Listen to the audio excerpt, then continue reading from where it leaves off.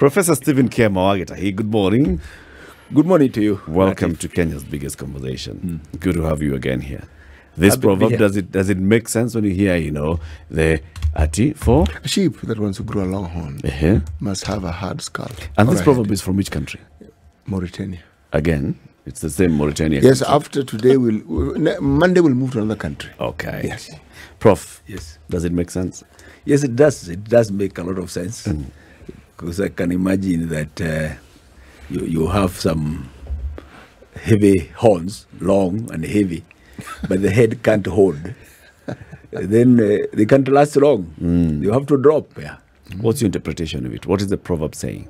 The proverb is saying that before you can begin to think that you can engage, just measure whether you have what it takes. You must be prepared. You must be prepared. You must be prepared. Have the adequate foundation, right?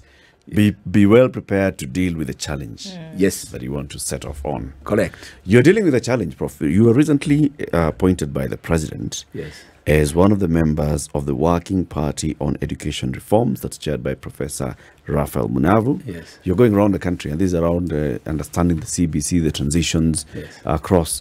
You've had several hearings. How many places have you been to so far? Interestingly, this is, some people are saying a CBTC task force. The CBC task force. The CBC commission, but it is not all those. It's just a presidential working party on education reform. Presidential working party on education reforms. How different would that be if we call it a task force? This one is approaching education in its entirety. Yeah. In its entirety. It's not only on CBC. We are dealing with the early childhood education.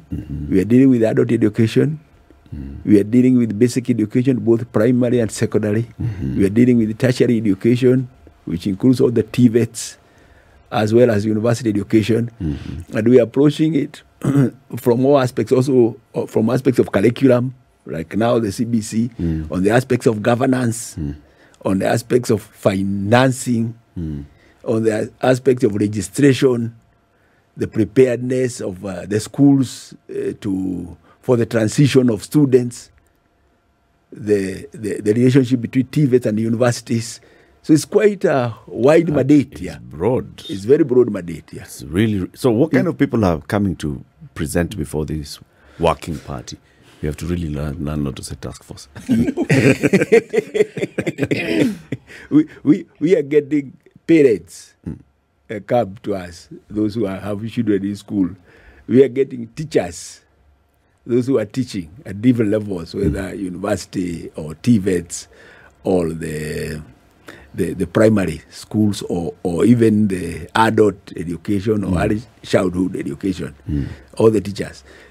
We are also getting leaders, policymakers coming and talking to us.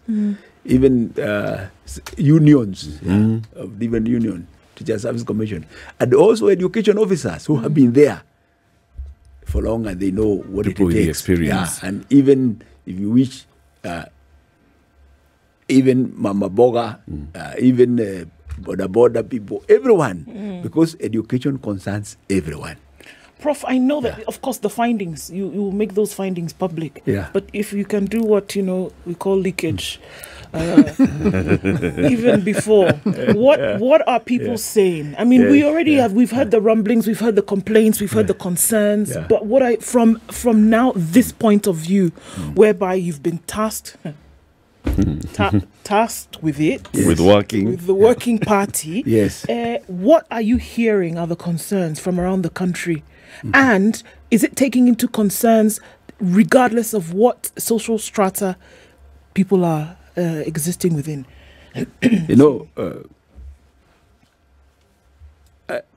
This team is a big team, 49 members. And we have split ourselves into 10 groups.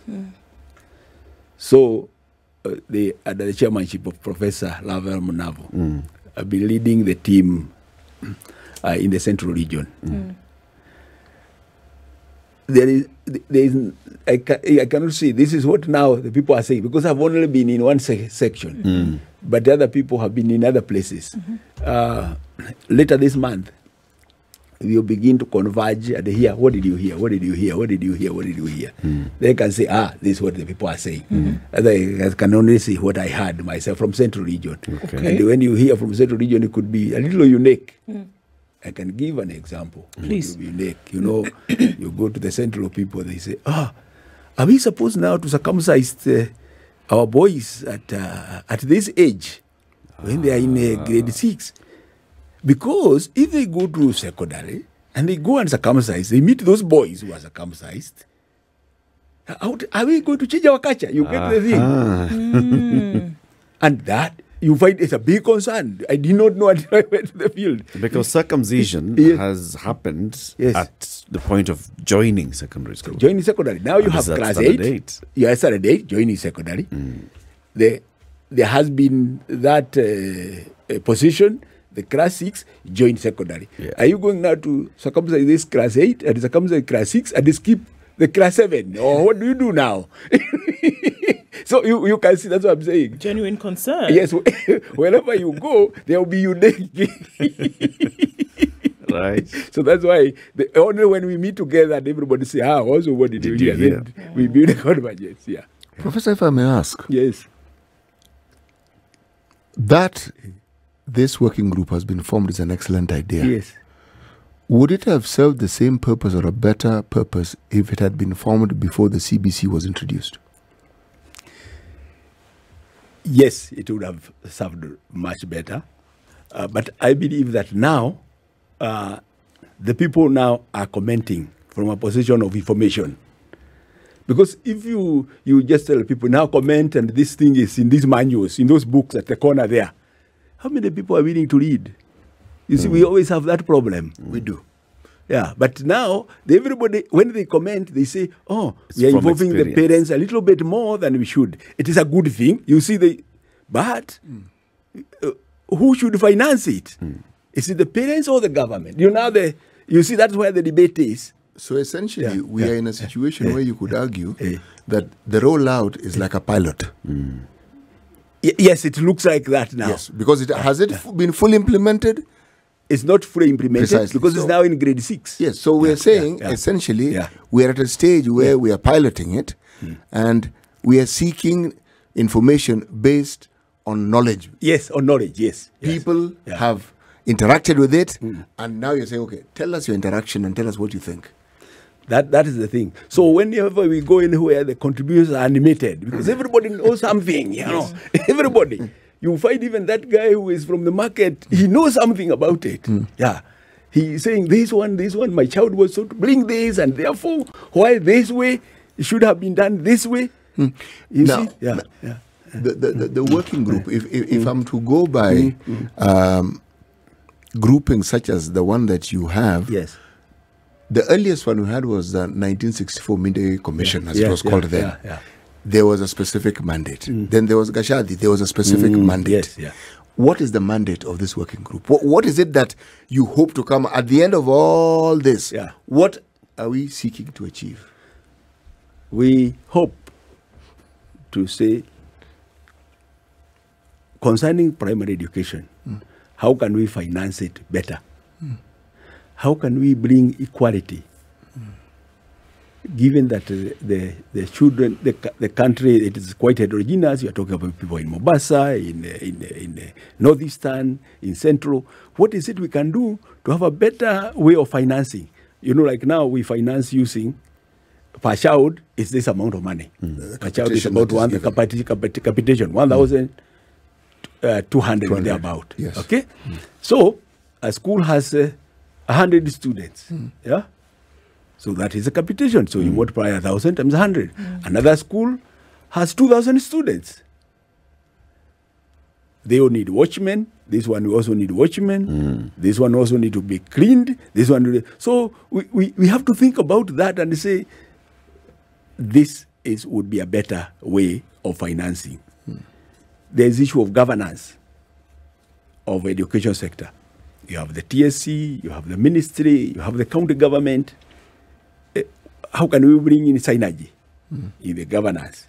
Because like now, for example, you have the early childhood education. It is at the county governments. So how does it build together to the one which is at the central government now, the primary? Yeah. How do you ensure that there is a seamless transition, and those who are in primary see that these are coming to them and they have a need also to input? How do we deal with adult education? Because there are those who dropped out of school, they need to come back. And how do they come back? What is the system? Yeah. Given that now, even when you come in from grade 1, you are registered and you are tracked. Now you dropped, how do you come back? You know, so you still retain your old names. Yes. So they are very complex issues. So that we need to deal with university education and the financing and governance. You have heard the issues that have been there about the financing of the universities, the deficits that have been there. What would be the best appropriate model for financing university education? The TVETs. You know, you have the national polytechnics and the national government. You have the technical vocational centers, which are the village polytechnics, which are the county government. Yeah. How do you deal with all those things? Yeah. So it is so we have to deal with the issue of governance, the issue of financing, the issue of registration, the issue of curriculum, the issue of transition of grade 6, where do they translate to, yeah, and the issue of curriculum implementation, and addressing to ensure that all children are treated equally, you know, to some extent. Yeah. Well, correct me here if I'm wrong, but do I hear you to say that we are actually looking at our education system in its entirety? In its entirety. The entire education system. Okay. Yes. Then, Prof, when you're going to for these public hearings, I get a sense that you're hearing a lot more about primary education, and this is with the CBC up to grade 6, and the confusion surrounding the transition. Are you getting, or how are you able to guide the hearing so that you get a lot more information on all those other factors? For example, like you're saying, the early childhood education, the Ngumbaro education, the governance matters, the financing matters, the university and tertiary college education. How are you guiding those hearings so that you get holistic information and feedback from the people, and not just on CBC? Very well. In this manner, we have both town hall and institutions visit. So in the town hall, there are groups, all those certain groups are invited, whether from TVET, from university, from primary, from secondary, including high school students, primary school kids, all those. So you target certain groups. Then you also broadcast that anybody else can come also, and they give their views outside even the targeted groups. So that ensures that you can get all views representing all sectors, and also where people are most interested in, because those who bring themselves because of the CBC. Now, there is also institutional visit. So, and then we target, we visit, when we go to a county, we visit a university, we visit a primary school, we visit a TVET institution, we visit an early childhood education center, we will visit an adult education center, so that, again, you go, you see, and you hear from the teachers and the students you find there. And also, also the issue of the special schools. You visit a school for the deaf, you just find them there, you talk to the teachers, and you go to find out what are the issues. So visitation and the town hall and targeted ensures that every view is heard. Have you had people so far, and just to go back to what you said, you are only leading a team that so far visited the Mount Kenya region. Yes, Mount Kenya. So from your own experience so far, are you hearing people talking about the special needs education? Are you hearing people talking about the equity in education, especially in the way schools are categorized, for example? equity in transitioning from primary to secondary school, that everybody gets access to the same or equitable kind of facilities in schools. Are you getting that kind of feedback? Yes. And what are people saying? They're saying, like, special school education is coming out that we need to do more. We need to do more.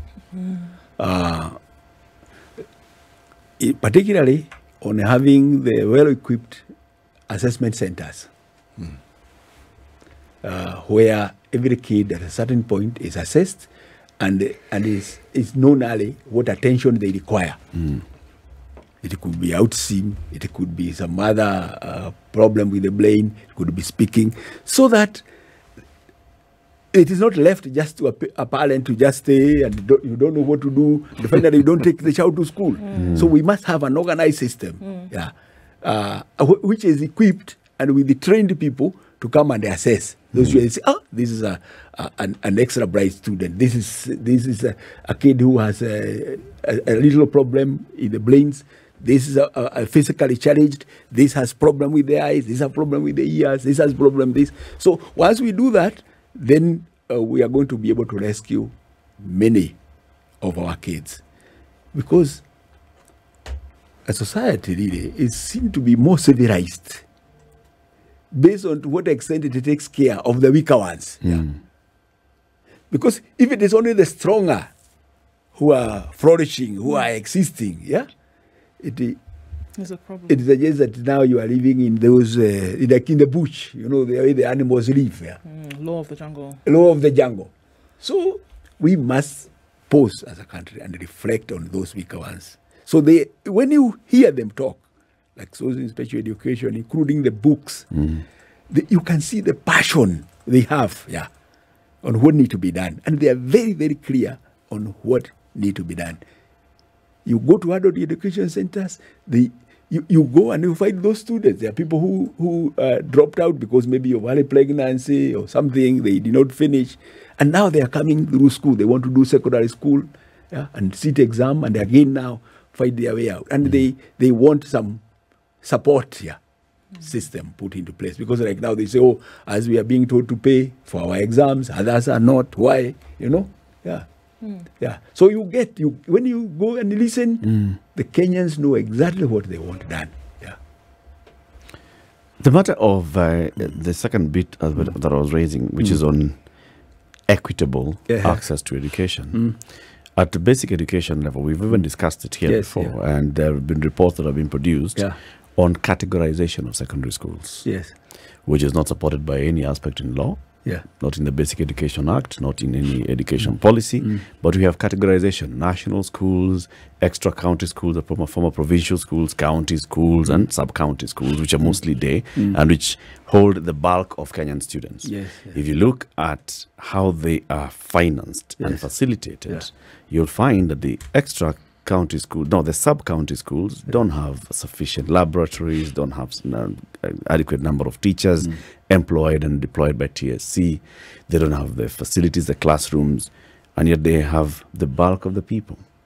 Are you hearing any conversation around that? And people saying, look, we are sending our children here and they're not getting the same as the children in that other school. Yes, there's a very interesting conversation allowed there. And one of them is, they say, okay, look, this is a school, we build it up ourselves with our resources, and then it reached a certain point, then it was declared a national school. By government. The minute it was declared a national school, the kids who come from wherever. Those kids who used to get opportunities from the region, the numbers went down. So what is all this? Is it possible that, is it possible that the government, when it wants to do a national school, it starts it from scratch? Let them build their own. Yes, they plan. They plan and they put it up to the... So you can see that the community is quite protective. Then they don't also... that issue of discriminating that the schools, they will be paid slightly more or higher capitation or higher visa and this one, because they say, oh, when you are buying the inputs, It's just the same. Whether you are in Alliance or you are in some other school, wherever, the kind of food, the rice you eat is the same, you know. When you get a transfer of teachers from the TSC, yes, there's no choosing which teacher goes where. Yes. So even as you speak about these things, and even as we go on into the conversation, we suggested here before that perhaps the thought of the decategorization of schools needs to take place in this country. What are your thoughts about that? Yeah. I think there is your need. There is your need to have some schools where you, because it's actually not possible. If you just say you bring Alliance now to become like, I don't know which one. Kuraiha boys. Yes. So that you make them that Alliance, and we call it what? Kuraiha boys. Kuraiha boys. So you mixed. Mixed are the only boys. I think that would also not be very, I mean, the point is that you're trying to so whatever needs to whatever needs to be brought up in terms of its infrastructure, in terms of its practice. Because I'm not saying that, look, just throw everybody into the same pot. But I think what we are looking at now is saying, can we get the levels of education and then infrastructure and practice that gets schools recognized at a certain level? Can we inject that then across board and have that as a mandate of the ministry to say, look, let's have everybody try and compete on the same playing field? We definitely need to do that. The ministry needed to put in a lot of money, all us, to ensure that those which are down come up, but we don't bring the ones which are up down. That one we should not do. Because, you know, this is historical. You know, for a long time, it is the community which used to put up those schools. That's why you hear it is ACK sponsored, it's Catholic sponsored, it's PCA sponsored. It is the community which used to raise their own money. I know, like, even where I come from, my mother tells me, even the secondary school there, they used to come and dig the foundation. You get it? So, they are at a different grades. When was this started? You get it? Yeah. Yeah, based on when the community in that region decided to start a school. Yeah. Like Alliance, we are talking of early 1900. You get it? So, there is that, and those others that came later. So, the issue is, how do you get these also up to the same level? But the issue now is where we came up with this capitation and we said it is this amount, and then we are not caring so much about the needs of that school in particular. So you must think about the number of students. You must also think about the issue of the facilities that need to be taken care of, and the laboratories and all that kind of thing. Not only you have 20 students and therefore you have 500 shillings, you know, that kind of thing. So it shouldn't be 1,000 bob for every child. No, it should be per need, per school. There should be a factor maybe for a child and a factor for the school. For the school. You get it? Yeah. Maybe the same thinking that I think the Commission on Revenue Allocation had with the counties. A formula. Where you understood that certain counties, certain regions had actually been left behind. So you even created a fund. In this case, it has never been actualized. And you even call an equalization fund, so that these fellows can have an opportunity to catch up. That sort of thing. That sort of thing, You know the break? Yes. Okay. It's 27 minutes to 7. Professor Stephen Kiama, the Vice-Chancellor of the University of Nairobi, and also a member of the Presidential Working Party on Education Reforms, is here with us in the studio. We're talking about education in the country, funding, governance, management, transitions, everything, the curriculum, everything about education. He's an experienced man on education matters, so that's why he's here. This is the Situation Room, the only way to start your day. Eric Latif Nduoko with our Samsung Galaxy Buds 2 Pro, CT Muga with his Samsung Galaxy Tab S8 Ultra and the Samsung Galaxy Watch 5 Pro. And we have Professor Stephen Kiama, who by the end of this show will be walking away with the Samsung Galaxy Tab S8 Ultra to know how to use it. You know? Prof, university education now. there's been a lot of talk this week on, not this week specifically, there's been a lot of concentration because of the words that were attributed initially to the CS for education, who later came to clarify what he meant. When he went to visit the Dedan Kimathi University, and there was talk of Mr. Bona CS, the money that we receive, and the needs that we have, those two are not in the same WhatsApp group. Yes. And he said, I cannot bring this WhatsApp group into this WhatsApp group. Yes. People thought he's saying, I am closing this WhatsApp group of funding universities. He came later to clarify that, no, I'm not saying that we are stopping to fund universities. What I was saying is that we cannot increase the amount of money that we're sending to universities so far. You universities should think outside the box on how to increase your own funding, your own revenue, so that you can manage your resources. It's a big issue, isn't it?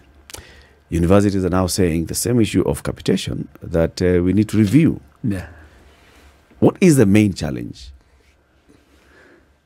The main challenge of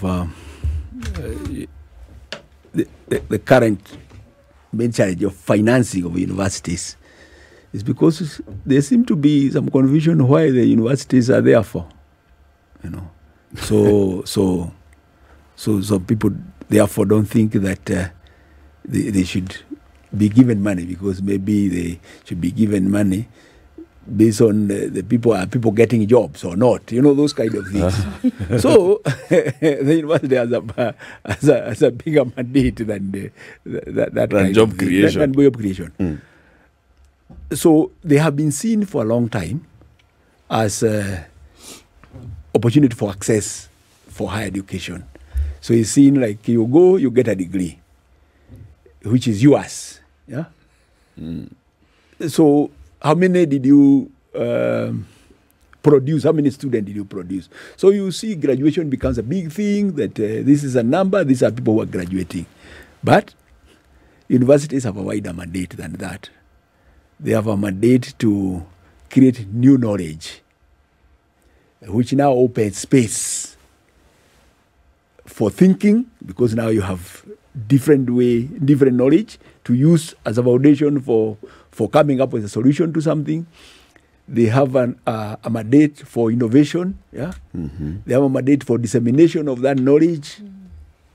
Yeah, and through those innovation, obviously creating jobs and opportunities. So if it is seen in that wider way, then there shouldn't be a problem of how to finance universities. But because they were seen for access alone, that is the reason. So as a result, you find that the financing of the university uses what we call the differentiated unit cost, which is the number of students who are registered with you. Period. And that is only undergraduate students. So when you're talking about master students, PhD students, who are using their 3 years, 4 years just to think of a new thing, nobody is thinking about them, because those are the ones who are going to open the horizon, for new opportunities. That is privatized. So many of them also do that to just get a certificate, and then after that they get promoted wherever they are going, and that thesis is shelved. Is shelved. Yeah. It was for the purpose of getting this master's degree. Yes. Yeah. So if the universities ever are seen that they are the enablers, the drivers to economic and social transformation of the country, then one would see, we need to continue putting money here, because that's where jobs will be created from. Yeah. Okay. So that has been the challenge of understanding what is university education for. Yes. What about the university's mandate itself? Yeah. And I think that's where we are now. Looking at the government, looking at government and government processes and saying, okay, sure, universities, institutions of higher learning, then essentially would produce individuals who would then contribute to the workforce. So seeing that role being played, I mean, it's clear, I can see that. What about these institutions that stand on their own, whether they're backed by government or not, as then being entrenched as institutions that can actually contribute on their own, void of this government support? What's the role in making sure that when government comes, for example, and says, yes, we understand our role, but we just don't have enough to go around? Where does the role of the institution then kick in? What can be done beyond the formula that you've so eloquently described for us? What would be the responsibility of university? Oh well, the universities have a huge responsibility. Because they are the ones who ensure that they train good quality graduates who can now be what I'm talking about. They have been transformed to go to fit in the world of work, or even be able to initiate ideas before even they leave the university. The universities have a mandate to publish and disseminate that knowledge. Yeah, but that in many places, when you want to finance the universities, therefore, it is important also to think not only about the input, to also think about the output. Because the university professors drive themselves. Yeah, it's not like somebody who you hire to trim your fence or something. So you are the one responsible. So you come, you tell him you trim from here to there. Yeah. So when he comes, you find out, did you trim? He says, yes, I did. And after that, so I waited for you to come. And tell me what to do next. And tell me what to do next. Yeah. The university people, when you wake up in the morning, you plan what to do yourself. And after that, you measure yourself on what you have done. So there need to be systems on ensuring that we are measuring the output, so that now the university people are driven toward that. What about the contribution to own source revenue? Yes, that's the revenue. You can get several revenue streams. Yeah, like what we have now for fees for Module 2, who we admit, the attraction of research grants from all over the world. Yeah, there is also the issue of you can talk of the private public partnerships, and sometimes you come to get that kind of infrastructure. You can get even the industry.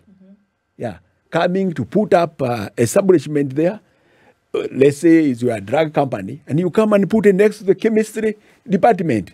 Okay, so that there is a seamless operation between the industry and what the students are running. You benefit as a private investor, and the university students also benefit. So there are many opportunities. There's also philanthropy. Earlier this year I started the foundation, University of Nairobi Foundation, to bring in the issue of philanthropy. So we don't expect only government and own to finance education. Okay. No. University professors know that even to reach that level, you have a responsibility to bring in resources. Yeah.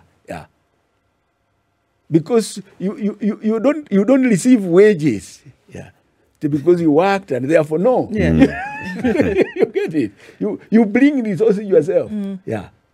So why is this not happening? Why is that not happening? Yeah. No, it is happening to a large extent. It's happening to a large extent. Just recently, we had a group of professors, 2-3 who wrote a grant, Bill and Melinda Gates Foundation, yeah, and they got like $5 million, $1 million every year, yeah, to carry out research. The issue is about educating laboratory materials, paying for watchmen, paying for this. Who is supposed to pay this? The professor is thinking about in a different, looking for money for a different thing. The institution need to be guarded by the owners, yeah, and the owners is the government, yeah, who must protect the institution and ensure it remains at a standard. But once you have it, it's an environment for professors now to work and continue attracting funds to carry out research and to support postgraduate students, yeah, to carry out their projects. Yeah. What's the ideal mix of the sources of revenue?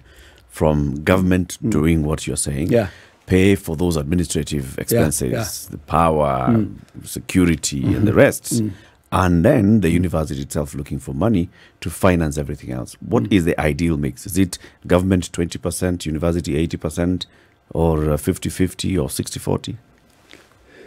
For now, what was agreed earlier is that government 80%. You get it, and then the rest is from household The 20% part of it is household, and some part is university. That's what now is agreed upon. The only thing is that the government proportion has gone down to about somewhere 46%. Yeah. And that is where the challenge is. That's where the challenge is. Yeah.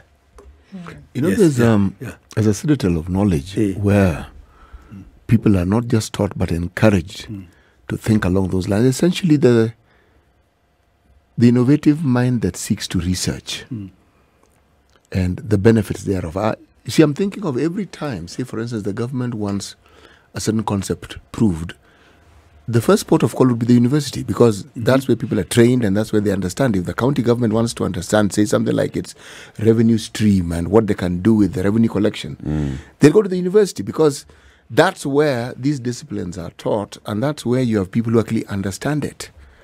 Now, for me, there's a bit of a conundrum here when I look at a certain disconnect. When it comes to the management of the resources within our universities, where disciplines that teach these very things are, the professors who teach the leaders of industry that we even have in the country. Tell me, Prof, how is it then that the resources we have at the university, minimal as they may be, why do we have this constant discussion of issues to do with the management of it? I'm framing my question well. Why do we have discussions around the management or the mismanagement of resources? And yet, the place where people, you could argue, are best skilled and have the best knowledge to handle such matters are the very institutions that have these problems. Yes, actually, in many cases, you still find the university people going to solve many of those problems, but they go, in many cases, on their private capacity. So the University of Nairobi, some years back, decided to form the University of Nairobi Enterprises. Yes. Fund, UNES. Yes. Where there was it was a very good idea that it will be an opportunity to form a consortium of scholars to address those problems, and they are invited as consortium. But it did not pick very well. So we saw slightly the leadership shifting to service industry, maybe to get some restaurant or to do this, but not to go into that kind of idea. Because the professors, you see, I better just write this proposal for alone on my own. So individualism took over. Yes, individualism took over. So we hope that we can get there, where we go as a consultant, and that the government continue to encourage this when they have their own work that need to be done, that the first point of call is university scholars. You get it? Because it's a government to government. Right. Yeah. You know, I asked the question. Yeah. I look at this discussion we keep having, for instance, about power and the cost of it in the country. Yeah. And I look at the very many faculties of engineering that we have across the country. And I'm thinking, should the proof of some of these concepts we speak of be envisioned within the university itself? Say, for instance, we're talking solar. Shouldn't the entire campus that we have in town be run on solar energy, simply because we have people who are trained? And the very concept, when you talk about the concept, you say, okay, what we teach here, cheaper, better, more efficient solar panels, and batteries. And just in case you think that we're just talking about it, let us show you how it is that our own system works. We have a problem with something like brackish water or saline water. I refer now to the aquifer that was found in Sudan. Not Sudan, in southern Turkana, where we are told it has water capacity to supply Kenya for the next 70 years. Now, surely are we saying that these brains that we keep training to think and to innovate cannot come up with a simple concept of a desalination plant that can be used locally? We can. So, yes. We can. Actually, sometimes we are not using the capacity that is in the universities the way we should. Because even on the case you mentioned, I was just recently talking to one of the people who was involved in that assessment, Professor Daniel Olago. And he actually told me that It's not even that amount. It's much less. Because that water is it's not a continuum. It is just in pockets, you know. So in the university, we have all that you need, that the country needs. What do we need to unlock it? This is really my question. The policymakers and those who are in leadership need to accept that fact first, so that now they draw from it. But so long as they continue to see it in terms of quick wins, where they want to create an image, maybe you cue people to give them bursaries, you know, CDF, you know, that kind of thing, is where the problem is. But if you draw from the university people, they will open up more opportunities for the country. Don't you think, Professor, that this opportunity that our President, Dr. William Ruto, has opened up, provides this opportunity that we're talking about? Because if you're looking at the education system in entirety, if the education system cannot end up by providing the solutions that are localized that we need, then that education system is not useful. Okay? Now, presidential Working Party task Education force. reform. The task force is my addition. Okay. Working Party. Prof, don't you think that the opportunity to set this thing that we're saying right arises from this working party that you have? Is it not the setup that can actually now put straight these things that we keep saying? Because the opportunity is there. You've been told, look at the entire system. You're not being you're not being told, look at primary school. The entire system, to university, to TV, you name it. Yeah, we expect it's good. I think this was why maybe we were given 6 months to look into this matter. So we have the urgent matter now of this EBC and transition, but we have 6 months to deal with this problem. And the issue of university financing is one of the terms of reference. How to finance university research, how to finance university education, how to finance university training is one of the terms of reference. And we believe that by the time we are through, we should be able to give some paper that will help the country unlock this potential. You know, as we talk about the potential that's in universities, like you said, potential in human resource, in knowledge, then one doesn't draw much confidence when you see the kind of financial problems that the same universities are grappling with. Universities are in the debts to the tune of how many billions? Your university, for instance, how much debt are you carrying today? Maybe somewhere like 12 billion or thereabout. Why? It's historical, and I think I've been here before. I've explained it. Is it the bulk of financial experts we have in this country went to government universities in this country? They may have gone and added more to their education, but they're here, taught by these same universities, and they provide serious solutions to enterprises even outside the country and in the world. Prof, the question we're asking is, this thing which is not beyond us, really, how do we unlock it so that we actually use this manpower that we have in such abundance that we even export? To solve our own internal problems. Because the factory where they're manufactured is here. The University of Nairobi is one such factory. You know, as I was saying, that the University of Nairobi, and some of those things we are trying to solve them. You'll remember some of the things we have done. Particularly to try to cut on the costs and also to try to increase the revenue.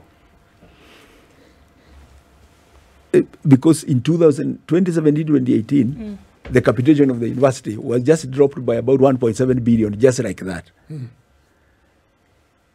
So the university ought, at that point, stood and decided to adjust very quickly.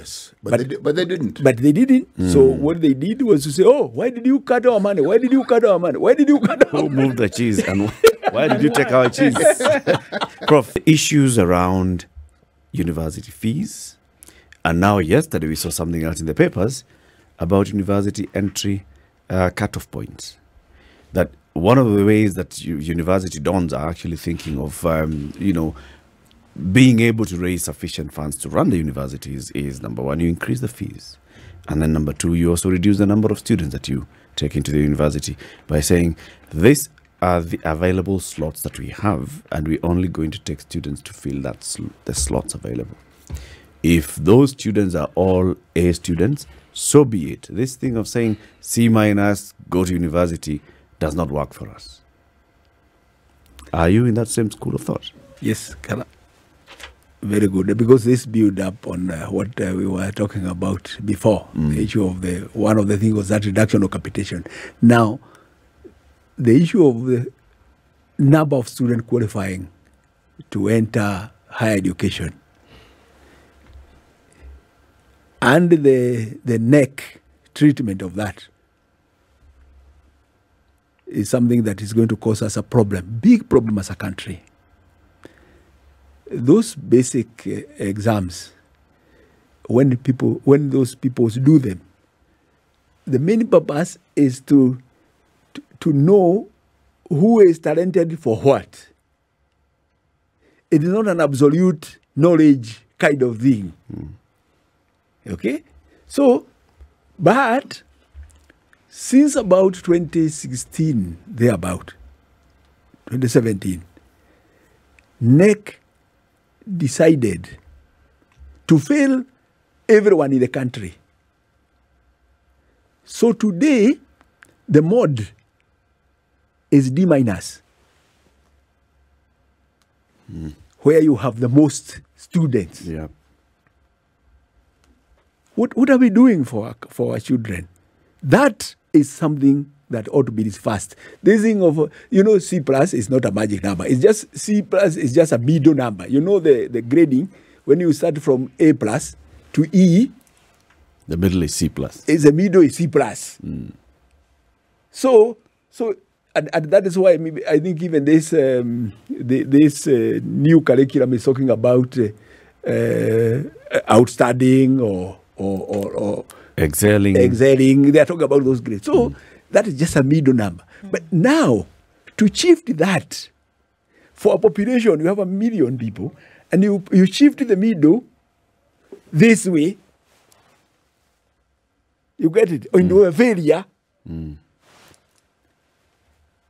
It can only be the teachers who are that bad. It's not true. It's not possible. 2016, we had like about 35% of students who had 35% and above. When there was that interference, that number dropped to about 10%. You get it? Such that we ended up with more capacities in the universities than those who qualify to join universities. Yeah. You go to most countries out there. You can, Israel and most of the Nordic countries, the percentage of people who have attained university education or tertiary education is about 60%. How do we have a population where only about 10% can attain because of the grades they have? It's not possible. Unless you had a calamity, a bomb, it is bad. That is something ought to be changed. It's not about shifting C plus or anything. There must be moderation. The exam must, after they are done, you must draw the appropriate curves and be able to get who are in this quartile, so that you know who can now be able to go and do engineering, who can go and do medicine. Okay? But not to condemn everybody. We have seen, like, let's say, like these teachers training colleges, TTCs. Because of that, and some other thing that came that everybody must get C plane and C in math, C in this. Many of them have no students, very few students, and they have teachers, and we are spending money. And this is because not many students have qualified. Yes, because we decided we decided as a country, as we did not go through that system, we decide now from today, everybody must fail. And you have condemned that person cannot go to India now, cannot go to Makerere, cannot go anywhere. Cannot go anywhere because you have given them this. So that I think as a country, we must say no. And that is the role of KNEC. Obviously, the debate that came is, oh, they were cheating, that's why they were passing. 1 million people, then you have everybody fails. Now, when you remove cheating, what kind of thing is this? You know, Professor, yes, you have a valid point. Yes. But if you recall, it was preceded by a time where the complete opposite was seen, where you would find the pass mark, almost everybody is getting a B and an A, and you're wondering, how is it also possible for everyone to do this? And the word you use is the moderation. Yes. When you set the exam, are you telling us that the exam was set in such a way that everyone who sat for it, or virtually everybody, either failed or everybody passed? And as you say correctly, it is not possible. It's not possible. It's not possible. It's not possible. So you must, when you have the population is 1 million people, you must have the CAF, and you must have the 50% must be this way. 50% cannot be in the failure side, because now you have like about last year, out of about 800 and something, maybe about 130, 135 are the ones who got C+. That means from middle, because I say C+ is middle. So it means about 600 are below the C-. Yes. Yeah. How can you have that kind of thing in a population? That is not that does not produce a population thing, because there's a random. You know, population is a random thing. It is not people you selected to give exam. You know, if we Yeah. took that notion even to Yeah. be true, Yeah. then, and one got granular, then you would ask, okay, so these schools where people did not do well, where are they domiciled? And why is it? Because that large number raises very many questions. I'm just saying, this is one other question it raises. Why were these students not able to actually comprehend what was required of them in this exam? You can't have over 60% of people not attaining. And and wouldn't there be an overriding determining factor as to why? Or even if it was a combination of factors, was there something wrong with the teaching method? Was there something on the other side with the comprehension factor? Is there adequate due diligence being done to find out the reasons why? Because 60% is a huge number. It's a big, and you know, the thing is, if you come from basic education, you come to do veterinary medicine, for example.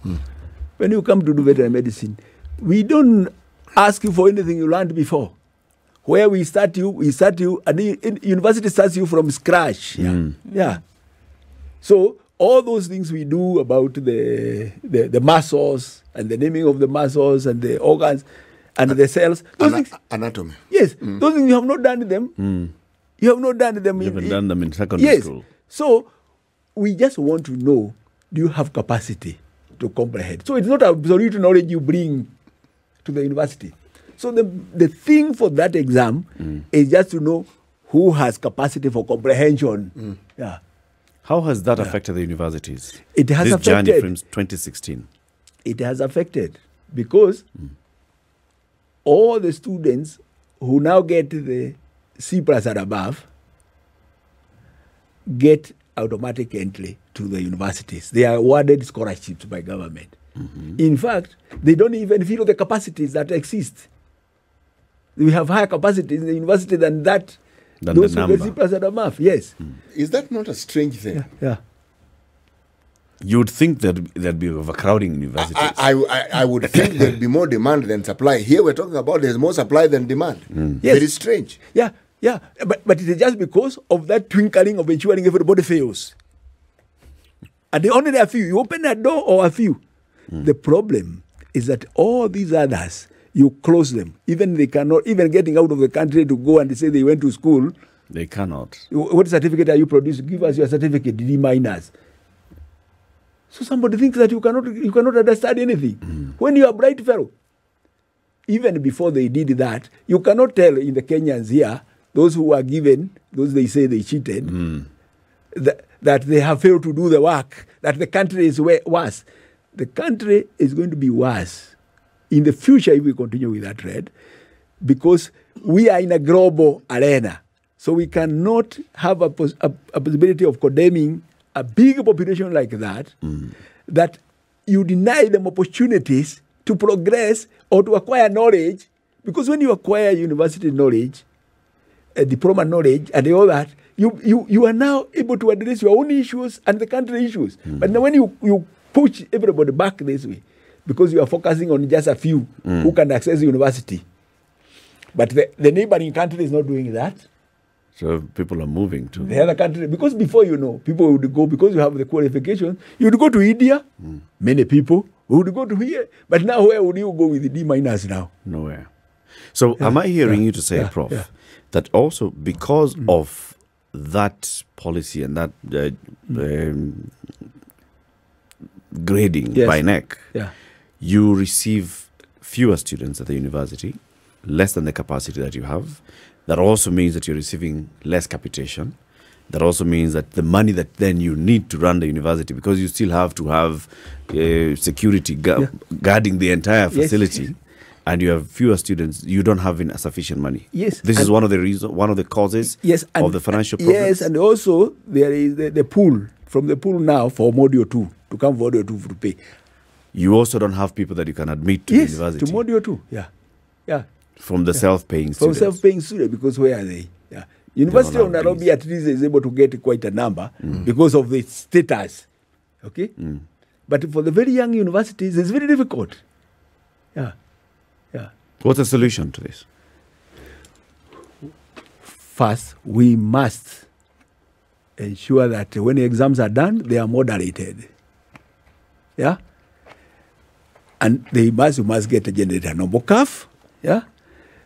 And the people, you must have the extreme this side, you must have extreme this side, you have a middle thing. And so that progressively we can be able to get about 50%, 60% of our students, of our young people being able to have an opportunity to access university education. If they wish to. You get it? But it should not be condemned to be closed by the C+, and then you ensure everybody C+. So that must be a deliberate thing. And that decision need to be made like yesterday.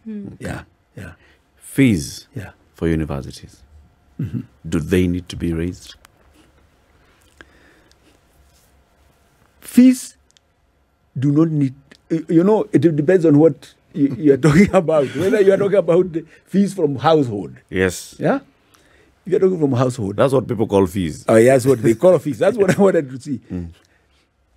There's one important thing that everyone needs to realize, that we should not shut out good talents and not give them opportunities to be nurtured, to serve the country because of issue of money. That should not be. So as a people, we must see how everyone should be able to access university education. That is how even the very developed countries have done. So they have different methods. They will say, you get a loan. And there is a way you get a loan and you pay when you begin working. Yeah. And in some places, like I think it's either Britain or something, they say you pay when you start working, but only when you begin earning beyond this amount. Okay? Yeah. So there is nowhere I know where they say, oh, if you don't have money, you cannot go to university. No. University, you should, because that's where you want to nurture that best engineer. You lose them, you just get only those who have money. Sure. But, and so what kind of thing is this? Even when we talk about the increment of fees, when last year we saw that, students start to complain that, we're looking at double, triple the amount that they were being asked to pay for a year. And maybe the uncomfortable question is, what is wrong with charging for a university education? No, what is wrong with that? You must charge. You must charge. But then where does one get that money from? Okay, that is the issue now. So you must provide, you charge, but then you provide where that money is going to come from. That money can come from bursaries, can come from scholarships, can come from grants, and it can come from loans. Charging, yes, you must do, because you must know what is the cost of doing medicine. Training this. What is the cost of doing law? What is the value later on of having that certificate with you? Yes, for 4 years, if you train law for 4 years, how much will it cost? So there must be a charge. That is the charge. But now, where do you draw that money from? That's why I'm saying it can come from scholarships. It can come from bursaries. It can come from grants. Yeah. It can come from loans. Yeah. You know, Prof, I am of the view that there is nothing wrong in raising university fees. Yes. Because we did just a brief comparison of what it is. If you're looking at, say, national schools, look at the county, even extra country schools, and what is charged for the day schools, for the boarding school, for the year. Believe me, the university charges less. Yes, I'm simply saying that parents struggle, yes, but if parents struggle to pay fees in secondary school, I didn't see that big a difference. Again, depending on the courses that one wants to take at the university. Not everyone will be able to afford it, but that is where now the schemes that assist, the loans, the grants, that's where they come in. Yeah, that's the thing. Because I think the idea, we're not developed to the point where we can tell our people, university education will be free for everybody. We haven't gotten there. And even in the so-called developed countries, those that offer free education for their citizens, there are few. The majority pay. But and in those countries, those who have the means pay more, a lot more, than the ones who don't have. So the issue of payment, in my view, the discussion should not be around people not paying. No, it should be, these are the fees, but let's find ways of making sure that those who are able or want to study and have the gift do not get shut out. Yeah, but you know, you saw during the interviews of cabinet secretaries, you saw some of the figures that came out, But you know that the son or the daughter of any of those who are in the top top earners, top those who mentioned the highest figures, when they come to the university, they'll be asked to pay the same fees. Yes. It doesn't matter who you are. Like you are son or daughter. You get it? It doesn't matter who you are. So those are the things that we have to think about. You get it? That's why we need to say, this is a cost. Yeah. Then after that, we decide, how do you access the money? It could be from your pocket. Yeah. It could be a grant given by government. It could be a scholarship. Yeah. Yes. Yeah. It could be this or the other. Yes. But first, so we must have a proper assessment, but not saying everybody this.